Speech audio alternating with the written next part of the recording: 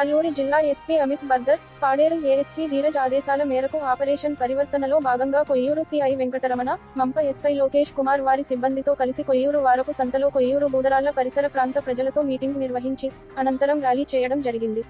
దీనిలో భాగంగా గంజాయి పంటలు పండించడం, రవాణా చేయడం నేరమని తెలియపరచి, యువత మత్తు పదార్థాలకు బానిసై జీవితాలు నాశనం చేసుకోవద్దని అవగాహన కలిగించడం జరిగింది.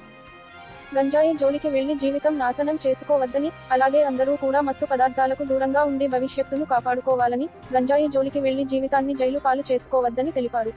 గంజాయి పంటకు బదులు ప్రత్యామ్నాయ పంటల వైపు మొగ్గు చూపి ఆర్థికంగా అభివృద్ధి చెందాలని సిఐ వెంకటరమణ, మంప ఎస్ఐ లోకేష్ కుమార్ ప్రజలకు అవగాహన పరిచారు.